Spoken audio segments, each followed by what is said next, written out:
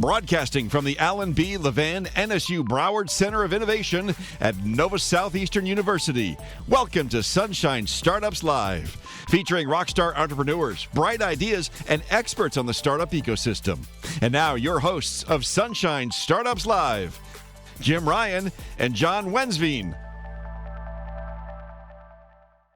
Hi, and welcome back to Sunshine Startups Live. I'm investor, entrepreneur, and startup enthusiast Jim Ryan. We are back from Emerge, back in the studio, fresh off our road trip down in Miami. What a terrific time we had. And we are here with a tremendous CEO. We'll talk about that in just a moment. But of course, back in the studio, I'm with Dr. John Wensveen. Great to be with you, my friend. It's great to be with you, my friend. Welcome back to the studio after our first road trip, which is now going to be an annual thing. And when I get the bus for the Levan Center, I think we should hit the North American road and take the podcast live, because we will have a podcast studio on the bus, believe it or not. But for those listening in today, John Wensveen, the Chief Innovation Officer here at NSU Florida and Executive Director of the Levan Center of Innovation, the world's first theme park for entrepreneurs. Extremely excited about today's guest. I have a special affinity for the military. Grew up in Canada, did a lot of work with the Canadian military. If I was born an American citizen, I would have been Top Gun. Well, this is a great time for you to share your call name again. What was that? Air Bear. Air Bear is my pilot call name, yes. Well, it's great to be with Dr. Air Bear again on the podcast. And as John mentioned, we have a terrific CEO, founder, young entrepreneur who has baked his business and in part being part of the Levan Center here, Charles Master Rodriguez. His company is called Autoket. And thanks, my friend, and congratulations on winning one of the biggest awards here in Florida, the Global Entrepreneurship Award for Startups. 110 companies competed, won the university track, $30,000. I could see you're already buying new clothes. Congratulations. Yeah, fresh out. Yeah. Non-diluted funds. Went in the bank and just gave him the check. But it was an incredibly exciting time, obviously, for you, the business, and for the Levan Center, because of your part, the work that you do here and the support. So talk to us about the business and a little bit about your bio. Yeah, for sure. So first of all, very excited and grateful to be here. So thank y'all. A little bit about the business. I had an automotive wholesale distribution company called MK3 Industries that I ran for the last 5 years. And I was running that. I noticed a huge gap in the market for both auto shops and auto suppliers like myself.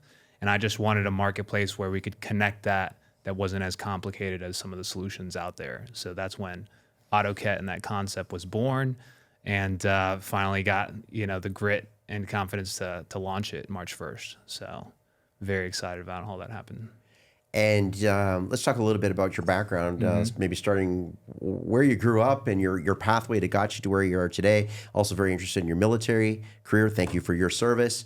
And I know you're a diver, but we'll let you spill the beans on everything that you've ever done, because it sounds rather adventurous and exciting. And we should just note for the audience that Charles was in the inaugural Veterans Entrepreneurship Program that we launched here at the Levan Center that was supported by Veterans Florida, and he did exceptionally well in that program. I saw the pitch on the pitch night, and we knew that you were going to be going places. So very exciting.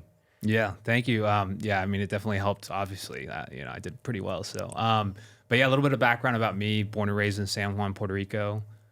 Came from middle family, and always around the water. So that's kind of that diving mentality. But ever since I was in sixth grade, I basically had this entrepreneur itch. I actually started my first business in sixth grade selling popsicle gun sticks.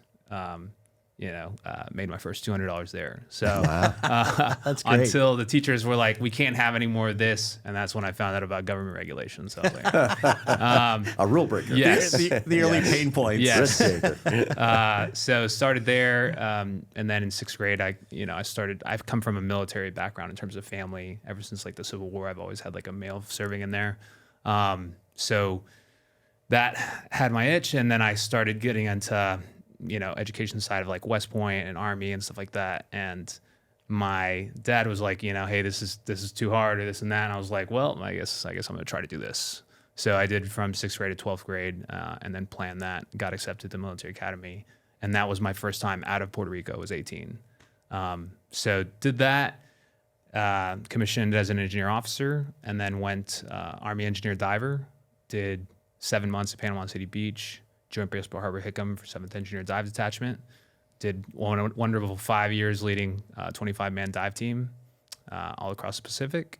And then after that, medically retired, got out, and then was able to pursue my original passion, which is entrepreneurship. I spent a summer at Hickam, by the way. Yeah? Yeah, I was doing some instruction for military personnel in the field of aviation. I loved it. It was great. Didn't get to go diving, though. Listen, we got to get you back there. Yes, sir. Yes, sir. Well, speaking of diving, let's dive into the business. So talk about the business Autoket. You know, you talked a little bit about like sort of the inspiration behind it. So what problem are you solving? Because I want to hear, and I think the audience wants to hear is, because you won this big award. And so talk about, you know, the incarnation of the business and the current status right now. For sure. So I think I spoke a little bit about the background of MK3 Industries, of running as an automotive supplier. And a lot of my customers are auto shops. And I love doing the customer service of my business a lot of the time, because that's where you find the pain points of those customers. And every single one of them was like, man, it's so hard to order parts. Like, it's not convenient. It's this and that. And I did a lot of my, I would say revenue at first was marketplaces like Amazon, Walmart, eBay, which gave me enough revenue and profit to launch my website. And I still noticed like how hard it was. So that's when I really wanted to connect the dots between the auto shops and the auto suppliers. You know, a solution for myself as well as the customers that I, you know, care so deeply about. And, you know, I also noticed too that like the automotive industry in general is, it's so advanced, and like you got EV, now you have hydrogen, you still have like diesel fuel, all this stuff, but the supply chain is so fragmented. And there's 30,000 parts to one vehicle of 1 year of one brand. So we're still having that struggle, and that's evident with like COVID and how everything is still trying to catch up. So you're talking to two car nuts. His it. collection is much larger than mine and much more valuable.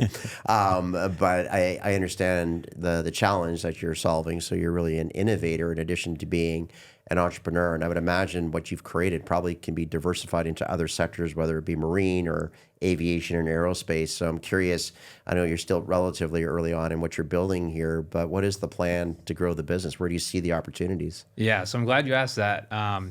You know, I always revert to my original company, MK3, because that's where all these thoughts started. But MK3 actually stands for Mastering Kinetics in Air, Land, and Sea.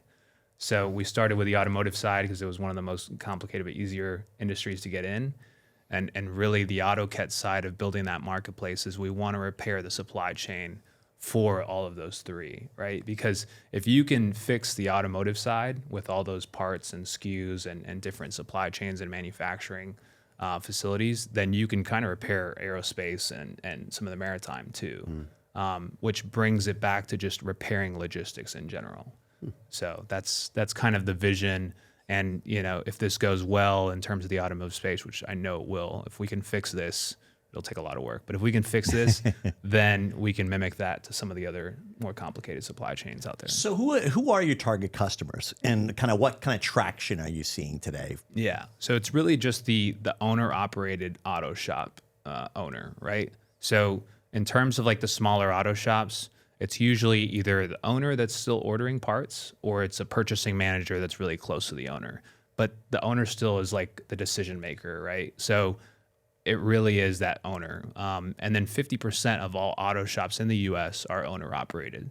So it's a huge target, around of 150,000 auto shops here. Wow.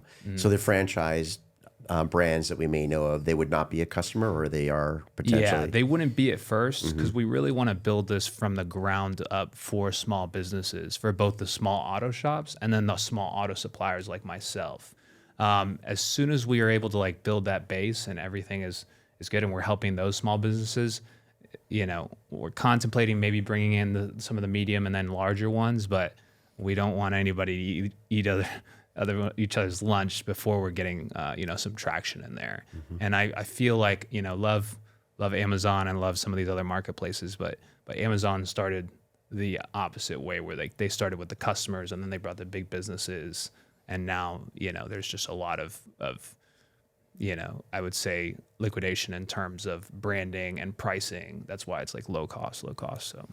So your business, you were in part baking it here. You were part of the entrepreneur program for veterans here. How had the Levan Center, either through mentoring or through support, what nuggets did you pick up for your business? You know, that was really compelling for you to sort of help change your business to get it to this level now that you're at? Yeah, I think the biggest value at first is just having like other veterans that are going through the same like ideation phase where like they have an idea and they're trying to basically say, is this the right solution? Does it work? What's the target customer audience? So having that support already is like a bunch of value. But then the Levan Center brought in a bunch of experts in the field and like different fields of like marketing, advertising, business model canvas, all of the fundamentals that really make up like the bed of the solution of what you're doing. And that's the most important part. And in addition to that, I mean, the value that the venture mentoring team has had, both when I was doing the veteran startup program and then after when I was going through Emerge, I mean, that was priceless and still is today. Like I still use them for a lot of the mentorship. So you're looking at the co-founder of the venture mentoring team that. right at Yeah, this I don't know table. if you probably knew that or not. know. So that's a surprise. Pat your back, but you're too far. I didn't prompt him. He had no I idea. didn't even know. Great. So, and the That's venture awesome. mentoring team, the very first official chapter was established here at the Levan Center, and over 200 mentors now, I think, in the network. And I was able to participate at the very first annual VMT conference that was at the Miami Beach Convention Center right before Emerge, a fantastic group that continues to grow. And that's one of the things that we pride ourselves on, is having a vetted mentorship team, because everybody would like to be a mentor. Not everybody should be a mentor. That's a really important distinguishing factor that we promote here. And I'm glad that you have a very positive experience with that. So as you look at your business now, are you South Florida as a region, or are you outside of South Florida? So we're starting in Florida and South Florida, right? Like that's our epicenter of growth, right? And we're starting with those local automotive supply chains. So I'm connecting with the local auto shops and then the local auto suppliers here, so that basically we can start developing the economy a little bit more on the automotive side. And that makes sense too, right? Like if you have an auto supplier that's close to you in the auto shop, when you speed up delivery time, and then also, you have your supply right there. We'll only go outside if like there's a specific part that someone can't find. Okay, then this is where you can find it. But we're really trying to develop the local ecosystem here first. And then if that works, we can mimic it to some of the bigger cities like New York City, LA. And just to add to that too, it's not a warehouse of parts that you have. Is that right? Are you actually matching where the part is through the platform? Yeah. So think of the Autoket platform as just a tech marketplace that connects both, right? So we're not doing the Amazon play where they're just handling all this logistics, and I think that's what complicates their business model. Good business model, but again, it complicates it in terms of the scaling and the sheer amount of capital that you need to have to have all that in place. We're really just connecting that marketplace and facilitating that payment processing, and then also the tracking and delivery of the goods, which is one of the number one concerns now for customers. Because now they can, in an auto shop, now they can say, okay, just in time, like I'm going to get this product this day, right? So that's what they're really caring about. Price is now second to delivery speed. Talk about your experience at Emerge. This has got to be, a pressure cooker. John referred to it as the Super Bowl. You're on stage, you're getting prepared, you're getting a lot of feedback. You talked about, people are sharing, looking at your pitch deck. I'm curious because obviously a veteran known for discipline, right? So you were adopting some disciplines here and being disciplined yourself on stage. Talk about that experience of being at the Super Bowl here. Yeah, I mean that whole experience was. I'm not gonna lie, like I didn't think I was ready, and I almost missed the application deadline because I was like doubting myself in terms of getting there. But once I took that leap of faith and took that step, I mean the resources and support of all of the different organizations that I belong to, including Founder Institute, including the Levan Center, FIU, Startup FIU, the SBDC, they all came together and they basically helped me out in terms of getting to where I was. But you saw that those 4 minutes of pitching and then the 5 minutes of questions, so like 9 minutes total countless hours, sleepless nights. I practiced that pitch probably, I would say, 70 to 80 times in different ways, right? Because you need to improvise too. Like, it's not always going to come out where, like, if you memorize it by heart, you make one false step and then the whole thing gets screwed up, right? So you really have to like play with the words and see, like, you know, if you say this, then you can do this. And then there's also a huge play of like, I like improvising in terms of like using some of the stuff that was said. I don't know if you followed it, but like Pitbull was right before me coming up, Autoket. And the last thing he said with Manny Medina was literally like, you know, automotive, I like automotive because automotive brings people together, you know? I was like, man, Pitbull's, you know, crushing it right now. And then I go and I do the 4-minute pitch. And then one of the VCs asked, well, what does this industry mean to you? And I was like, well, Pitbull said it himself. You know, the automotive industry brings people together. And I'm not going to tell Pitbull he's wrong. You know? So, but it was really, it was probably one of the most memorable experiences of my life, being up there in front of 2,000 people, and then, you know, 3 big VC firms and the Medina family and all of my supporters that helped me get to where I am watching. So I felt like I couldn't let anybody down there. So if I recall this last year when Manny Medina was on our special Emerge podcast at the event, I think he said it was over 600 applicants.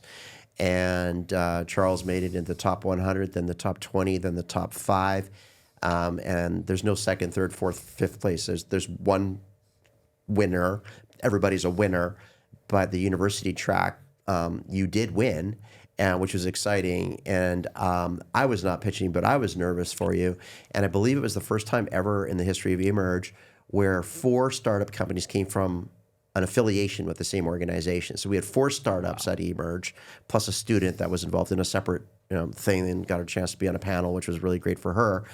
And I remember getting the updates. Okay, so how are we doing with our 4? How are we doing with now Charles? And okay, now he's in the top 20. Now he's in the top 5.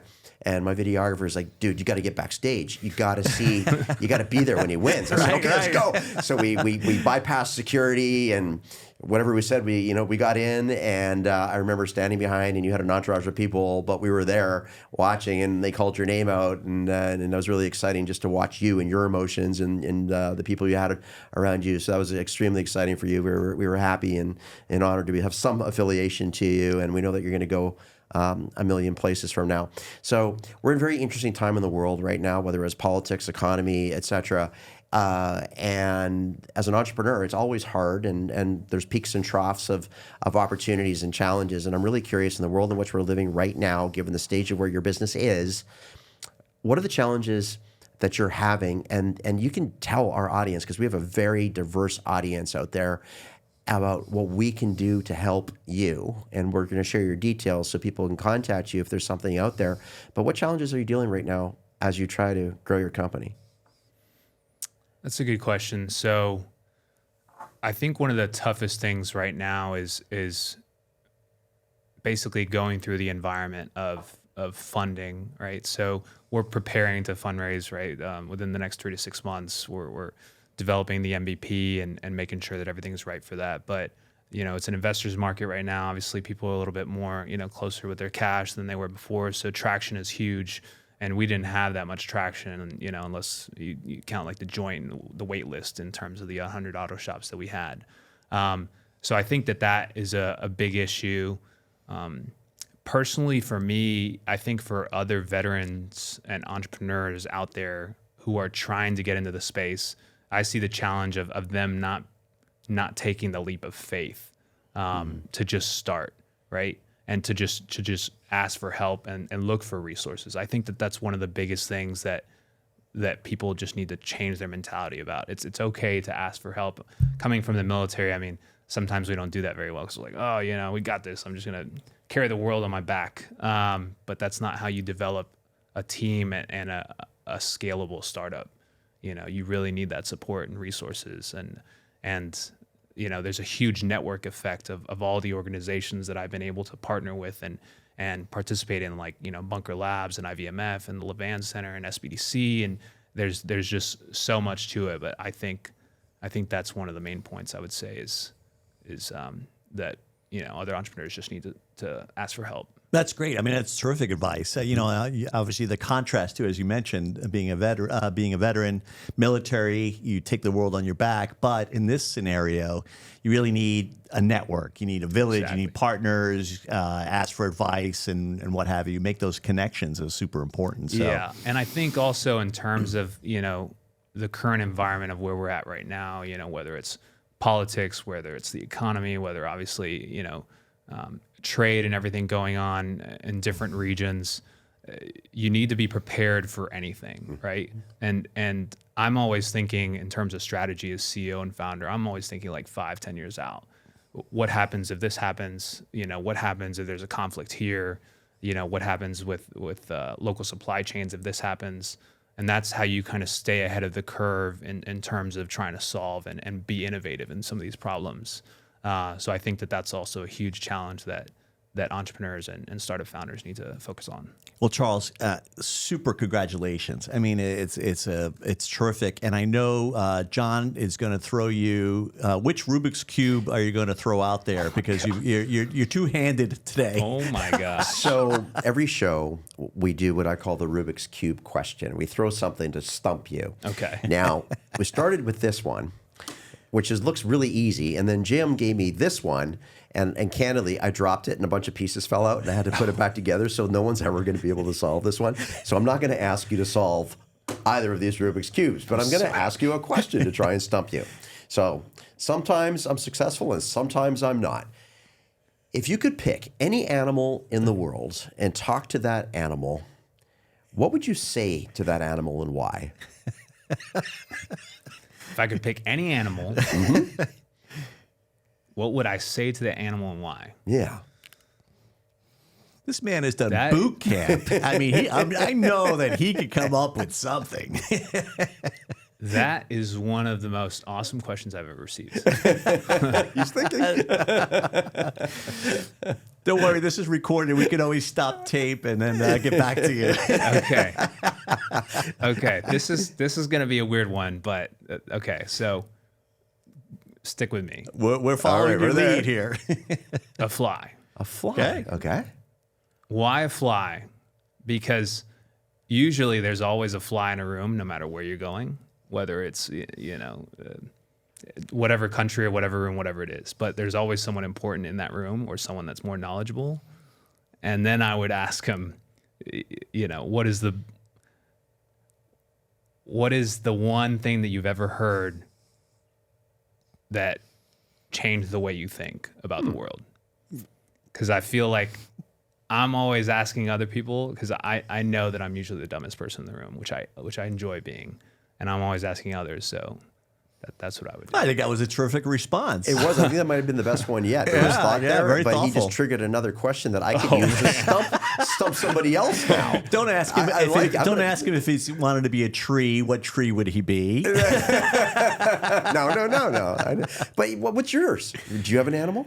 Oh my gosh! Are you going to pass the Rubik's Cube to me now? No, that's sort of, yeah. I love this. We're always talking to everybody else. We never ask each other questions. I was thinking of a fly. And if I was a fly on the wall, is that his answer? That was his answer. There'll only be one fly on the wall. Yeah. Repetition is the best form of flattery. So, I'll use his answer. All right. So that was terrific. So Charles, congratulations on all of your success. Thank you for your service in the military, of course. The $30,000 prize coming out of Emerge for the university track. You're obviously, these are stepping stones on the way to greater success. And obviously your work here through the Levant Center with John and the team here. So congratulations. How do prospects, venture capitalists, you mentioned about fundraising here in the next few months. How do they reach you, reach the company? Yeah, for sure. So Autoket.com, they can basically sign up for our newsletter, investor newsletter, press, everything like that. They can also reach me, Charles C. Masters, LinkedIn, Instagram, most of these others. And yeah, Charles@Autoket.com is my personal email. So you can reach out anytime. And if he's successful raising investment through the show, do we get an equity stake? We never really talked about that. I got some points here and there, We'll have to look at the nuts and bolts. We'll have to look at the disclaimer on the contract. So, but congratulations again, Charles Masters Rodriguez. The company is Autoket. Well done, my friend. Thank you so much, and I want to thank John, Jim, the Levan Center, and the Medina family as well for giving me the chance. For And the fly on the wall behind and you. that fly on the wall that's about to tell me everything that they're. Thanks again for being on the podcast. Thank you. Brother. Remember to subscribe, like, and share the Sunshine Startups Live podcast, and follow us on social media.